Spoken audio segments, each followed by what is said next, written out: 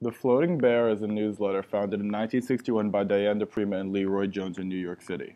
It was published almost every month and distributed to those on a mailing list who were part of the literary or creative community. What made The Floating Bear different was that while other publications in the genre focused only on one style of work, The Floating Bear included the beat writers, the New York School, the Black Mountain, and other revolutionary writers. The newsletter published essays, poems, and even illustrations. A total of 37 issues were published. After 24 issues, Leroy Jones left the newsletter, leaving DePrima as the only editor. In order to properly understand the significance of The Floating Bear, we need to first know about Diane DePrima and Leroy Jones. DePrima was born in Brooklyn, New York in 1934. She attended Swarthmore College before dropping out to become a poet in New York City. By the age of 19, DePrima was involved with Ezra Pound and Kenneth Patchen, two of the most impressive literary minds at the time. She became involved with the Beat movement in the early 50s, so by the time she began publishing The Floating Bear, she had been involved with the Beat for almost a decade. Leroy Jones was born in Newark, New Jersey in 1934. He first enrolled at Rutgers University before transferring to Howard as he became more involved with his cultural roots, going as far as changing his name to Amiri Baraka.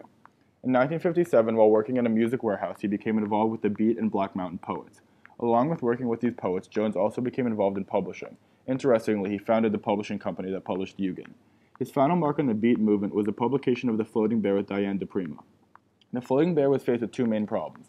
The first problem was that DePrima and Jones weren't making enough money to continue publishing the newsletter.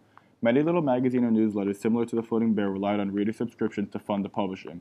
While The Floating Bear relied on reader subscription to fund some publishing, the difference was DePrima and Jones would only allow certain people the opportunity to read the magazine, and therefore the subscriptions were limited and thus was the income.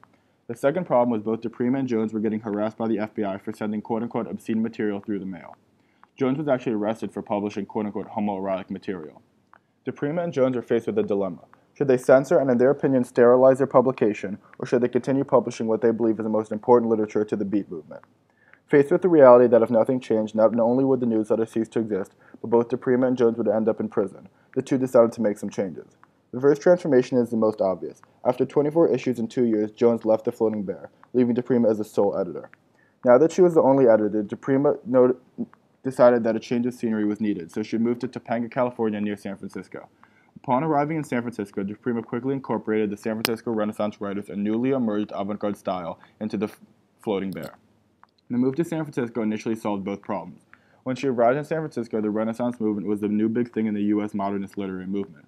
The emergence of this movement on a national scale provided DePrima with a larger target audience and therefore more money via subscriptions. The second problem was solved once Jones left the newsletter because the FBI stopped harassing DePrima. DePrima's sheer willpower enabled her to continue to edit and publish the magazine on her own for 7 years, but eventually a lack of funds and a desire to focus her time and energy into teaching led to the end of The Floating Bear in 1971 after 37 issues.